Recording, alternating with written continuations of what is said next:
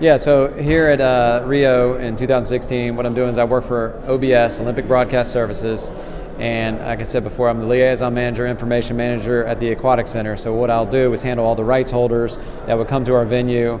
I would show them where to go. I'll show them how to get to the mix zone, how to do interviews in that area, and really just organize and coordinate all the rights holders that come to the venue. At UNC, what I do is work with broadcasters that come to our venues and our sporting events. I work with journalists that come to our events and photographers. Here at the Olympics, I'm really just working with the rights holders and the broadcasters that come to the venue. It's really divided up a little bit more than it is back home, in the sense that I work with the broadcasters, somebody else works with the written press, and then somebody else handles the photographers. That being said, I work in coordination with those three people, or those two other people, to make sure that we have an organized and uniformed way that we handle all the media that are at the event. I think there's a lot of interest in Carolina athletics, obviously. So we have a ton of media that come to the event, whether it be broadcasters, written press, and photographers. Obviously, at the Olympics, it's bigger events. The venue can only hold so many journalists and broadcasters, though. Just to give you an idea, though, we have over 90 commentary positions at the Olympic venue. So commentary positions, think about that as the announcers that are covering a basketball game, the courtside table that we have. That's a commentary position. We have 93 of those at the Olympic Aquatic Stadium. They may not all be there for that event, but 9 times out of 10, they'll all be there during the Olympic swimming finals. Then we transition to water polo. They might not all be there, but those areas are available for the broadcasters to show up.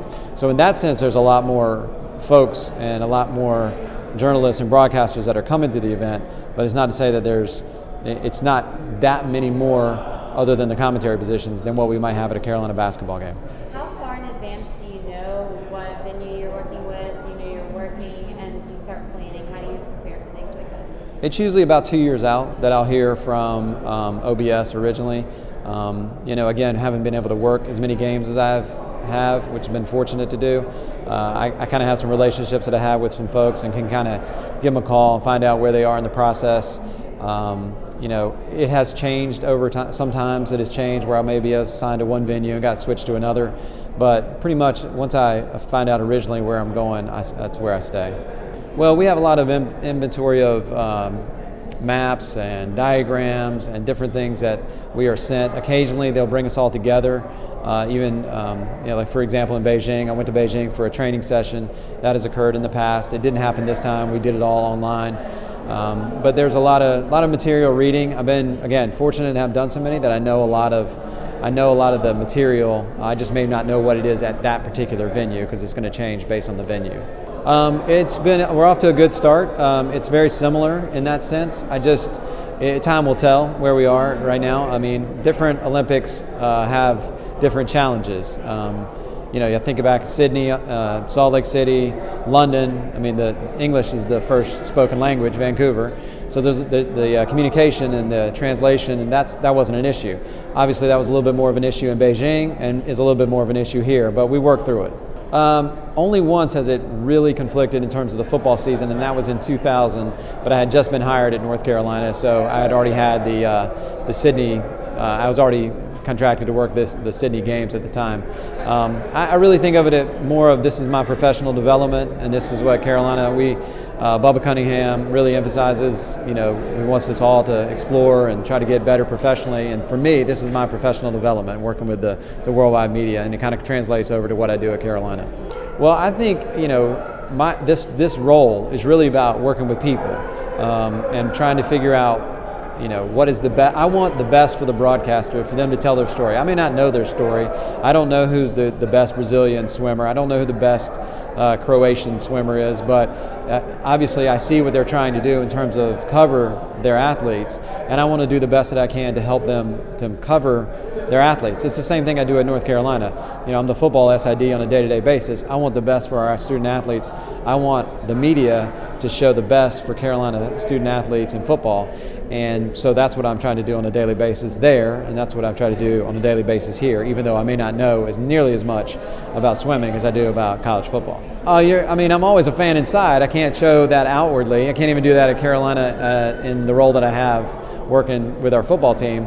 Obviously, you get excited and you want to win, but you're professional. You're trying to be a professional and be professional while you're working with the media and working with your student athletes. So, yeah, I find myself being a fan of certain people and honestly, at the Olympics, it goes back to people.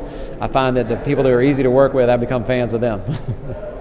The highs would have been the Sydney Olympics in 2000. For this job. For this particular job? So far, your experience. Well, it's early on, so the highs for this particular job, is the people that I work with. I had a great staff. I've worked with some of these people for 2 or 3 different Olympics, and we had a great team dinner last night, so great working with them. The lows always, and this is not a low, it's just a challenge, is how are we going to overcome whatever obstacles that are in front of us, whether it be transportation, language barrier, the way the venue is set up, because every venue is different. It may sound easy to be like this is the second swimming venue I've done, but they're dramatically different in the way that the media operation is set up, so it presents a challenge for us. Really, I think the Olympics is a great way to show off the world and for the world to come together in a peacekeeping sporting event. There's a lot of going on in the world, conflict across the world, in the United States, et cetera. But I think when the Olympics was originally, the idea started, the idea is for the world to come together in a peaceful time and compete in sport. For my little group that I have of 24, and I've said this to many people, it's a chance for people of all nations, because I have a staff of diverse staff, for us all to come together in our own little way, put on the greatest sporting event in the world. That's a great way to wrap. All right.